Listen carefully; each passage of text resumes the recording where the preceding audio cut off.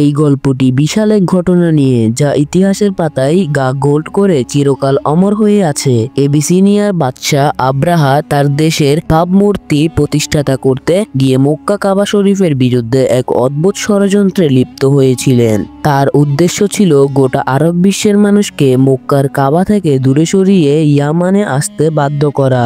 আব্রাহা এক গর্জনযোগ্য গির্জা নির্মাণ করে সানহা শহরে, যা ছিল কাবার আদলে। তিনি শপথ করেন যে এই নতুন গির্জা হবে এতটাই সুন্দর, এতটাই আকর্ষণীয় যে কাবাকে আর কেউ দেখতে যাবে না। কিন্তু ঘটনা ছিল একেবারে ভিন্ন। তার প্রত্যাশিত সফলতা প্রতিনিয়ত হলো এক বড় হতাশায়। গির্জা ও তার নির্মাণের সব আয়োজন সত্ত্বেও কোনো মানুষ তার দিকে আসেনি, বরং এক আরবি ব্যক্তি কাবার প্রতি তার ঘৃণা প্রকাশ করতে গিয়ে সেখানে মলত্যাগ করতেছিল।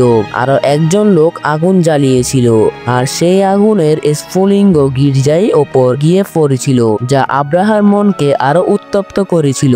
এখানে থামলেন না আব্রাহা। কাবা ধ্বংস করার শপথ নিয়ে সে বিশাল সেনাবাহিনী নিয়ে মক্কার দিকে রওনা হয়ে যায়। কিন্তু কুরাইশদের নেতা আব্দুল মোতালেব বলল, কাবার মালিক কাবাকেই রক্ষা করবে।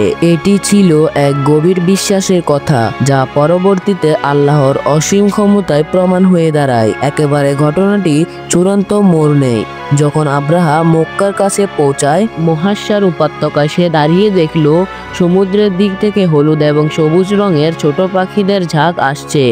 এরা আব্রাহা সেনাদের ওপর পাথরের বৃষ্টি শুরু করে। কি আশ্চর্য, তাই না? এই পাথরগুলি শত্রুদের দেহে এমনভাবে প্রবেশ করছিল যে তাদের শরীরে বিষাক্ত উপাদান পেলে তৎক্ষণিক মৃত্যু ঘটছিল।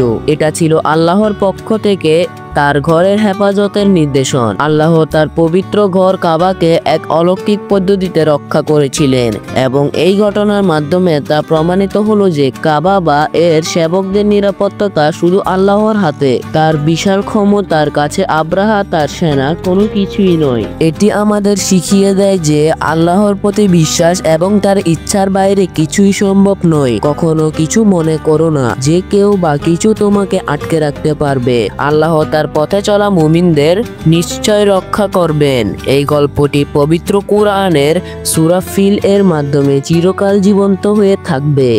কেমন লাগলো আপনাদের গল্পটি কমেন্ট বক্সে জানাতে কিন্তু আপনারা ভুলবেন না। আর অবশ্যই আমার চ্যানেলে নতুন হয়ে থাকলে সাবস্ক্রাইব করে দিয়েন।